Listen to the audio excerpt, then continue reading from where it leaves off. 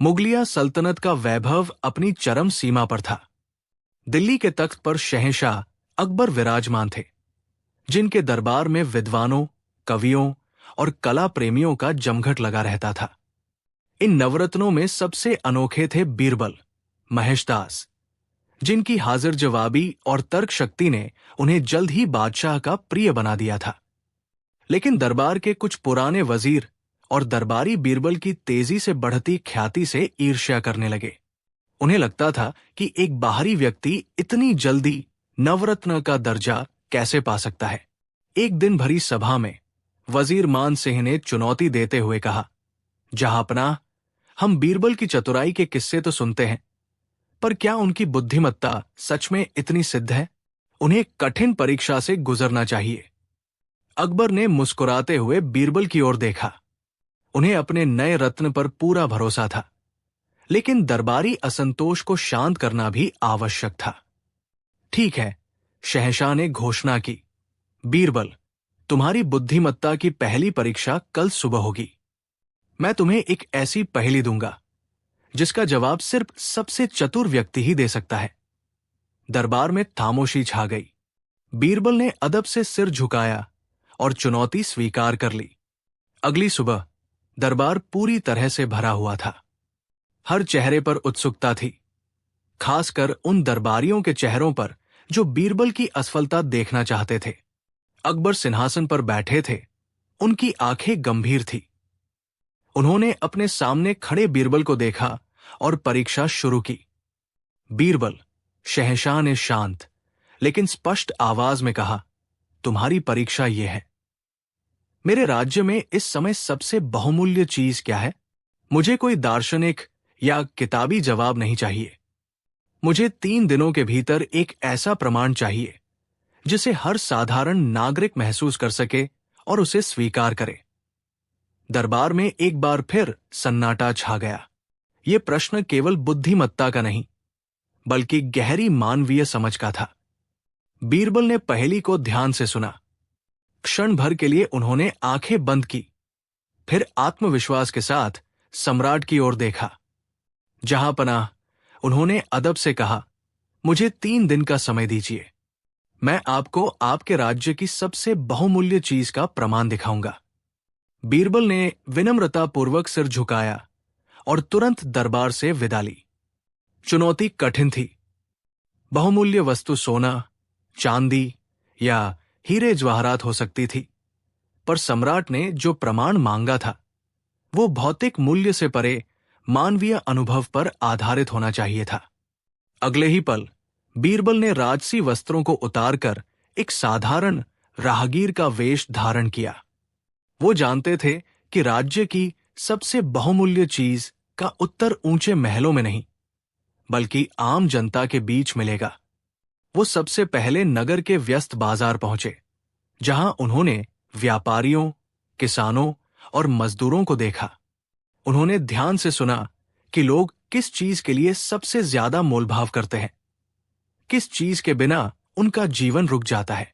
एक दिन और एक रात उन्होंने राज्य के अलग अलग कोनों, सूखी बस्तियों और हरे भरे खेतों का भ्रमण किया। हर जगह लोगों के चेहरों पर झांका, उनकी जरूरतों को समझा। दूसरे दिन की सुबह तक बीरबल के चेहरे पर एक मंद मुस्कान आ गई थी। उन्हें अपनी पहेली का प्रमाण मिल चुका था। अब बस उसे सही तरीके से बादशाह के सामने पेश करना बाकी था। दूसरे दिन सुबह बीरबल ने राजमहल में कदम रखा। दरबार भरा हुआ था। महाराजा अकबर सिंहासन पर विराजमान थे और उनके चेहरे पर उत्सुकता स्पष्ट झलक रही थी। बीरबल, बादशाह ने धैर्य खोते हुए कहा, तुम्हें राज्य की सबसे बड़ी जरूरत ढूंढने के लिए मैंने 2 दिन दिए थे। क्या तुम इस कठिन पहेली को सुलझा पाए हो? क्या वो सोना है, हथियार है, या शायद कोई नया कानून? बीरबल ने सम्मानपूर्वक सिर झुकाया। माफ करना, जहांपनाह, पर इन 2 दिनों में मैंने पाया कि राज्य की जरूरतें हर पल, हर व्यक्ति के लिए बदलती रहती है। इसलिए मैंने एक ऐसी चीज को चुना है जो किसी भी परिस्थिति में सबसे पहले जरूरी होती है। बीरबल ने रुककर चारों ओर देखा। मुझे उत्तर मिल गया है, लेकिन मैं इसे शब्दों से नहीं, बल्कि आपके सामने एक छोटी सी प्रस्तुति से साबित करना चाहता हूं। उन्होंने कहा, मुझे इस समय दरबार में केवल 3 चीजें चाहिए, एक मुट्ठी अनाज, एक साधारण मिट्टी का प्याला और एक थकाहारा प्यासा आदमी। अकबर ने भौहें चढ़ाई, लेकिन बीरबल की बुद्धिमत्ता पर उन्हें पूरा भरोसा था। उन्होंने तत्काल ही बीरबल की मांग पूरी करने का आदेश दिया। कुछ ही देर में राज्य के सबसे गरीब तबके का एक थकाहारा प्यासा व्यक्ति दरबार में पेश किया गया और बीरबल का नाटक शुरू होने वाला था। बीरबल ने अत्यंत सहजता से वो मिट्टी का प्याला और मुट्ठी भर अनाज अपने हाथ में लिया। उन्होंने अपनी प्रस्तुति दरबारियों की ओर मोड़ने के बजाय सीधे उस थकेहारे व्यक्ति की ओर देखा जो प्यास से तड़प रहा था। बीरबल ने सबसे पहले वो अनाज उस आदमी के सामने रखा। बंधु, बीरबल ने पूछा, यदि मैं तुम्हें अभी इन अनाज के बदले स्वादिष्ट मिठाइयों का ढेर दूं, तो क्या तुम अपनी प्यास बुझाना छोड़कर इन्हें लेना चाहोगे? उस आदमी ने निढाल आंखों से देखा और सूखे होठों से मुश्किल से जवाब दिया, माफ करें महाशय, इस समय मेरे लिए ये सारा अनाज या मिठाई भी व्यर्थ है। यदि मेरी जान जा रही है तो सबसे कीमती चीज है पानी। ये साधारण मिट्टी का प्याला भी उस हीरे से ज्यादा मूल्यवान है जिसमें जीवनदायिनी जल भरा हो। दरबार में सन्नाटा छा गया। बीरबल मुस्कुराए और उन्होंने सम्राट अकबर की ओर देखा। अकबर तुरंत ही पूरी बात समझ गए। बुद्धिमत्ता शब्दों में नहीं, बल्कि परिस्थितियों के सापेक्ष मूल्य को पहचानने में थी। अकबर ने सिर हिलाया। वे सिंहासन से उठे और बीरबल के पास आए। उनके चेहरे पर गहरा संतोष था। बीरबल, तुमने अपनी बुद्धिमत्ता की कसौटी पर खरी उतरते हुए ये सिद्ध कर दिया। तुमने केवल एक प्रश्न का उत्तर नहीं दिया, बल्कि जीवन का एक गहरा सत्य उजागर किया। सम्राट ने प्रभावशाली स्वर में कहा, सच्चा मूल्य वस्तु में निहित नहीं होता, बल्कि उस परिस्थिति में होता है जहां उसकी सबसे ज्यादा जरूरत हो। इस प्यासे व्यक्ति ने हमें सिखाया कि जब जीवन संकट में हो तो एक साधारण प्याला पानी भी संसार के सबसे बड़े खजाने से ज्यादा कीमती है। अकबर ने तुरंत सिपाहियों को आदेश दिया कि उस आदमी को न सिर्फ पर्याप्त पानी दिया जाए, बल्कि उसे अनाज, हीरे और मिठाई, जो चीजें उसने अस्वीकार कर दी थी, उनसे भी ज्यादा धन और सम्मान दिया जाए। दरबारियों ने तालियां बजाई। ये बीरबल की बुद्धिमत्ता की पहली औपचारिक जीत थी, जिसने सम्राट के मन में उनके लिए सम्मान की नींव रख दी। ये बीरबल की बुद्धिमत्ता है, अकबर ने मुस्कुराते हुए घोषित किया, जो हमें सिखाती है कि हम भौतिकता से परे देखें। इस असाधारण तर्क शक्ति ने तुरंत ही दरबारी पंडितों के एक वर्ग के मन में ईर्ष्या की ज्वाला भड़का दी, जिन्हें अपनी पारंपरिक विद्वता पर बहुत गर्व था। वे अब बीरबल को अपना प्रतिद्वंद्वी मानने लगे थे, लेकिन बादशाह का विश्वास अब अडिग था। अगले दिन सुबह की औपचारिकताओं के बाद अकबर ने बीरबल को अपने निजी कक्ष में बुलाया। वे अकेले थे। खिड़की से सुबह का प्रकाश महल के बगीचों पर पड़ रहा था। बीरबल, अकबर ने गहन विचार मुद्रा में कहा, तुमने सिद्ध किया कि आवश्यकता के समय साधारण वस्तु भी अमूल्य हो जाती है। ये एक अद्भुत पाठ था।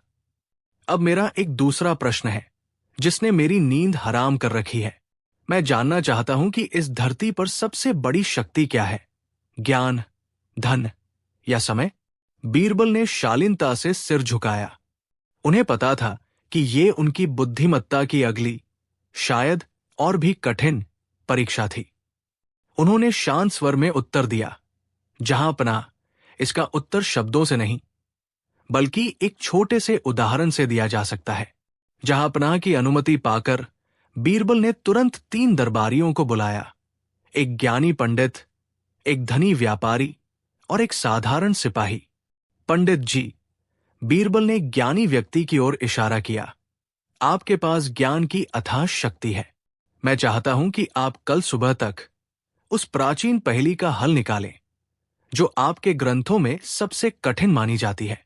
फिर उन्होंने धनी व्यापारी की ओर मुड़कर कहा, व्यापारी, आपके पास धन की ताकत है।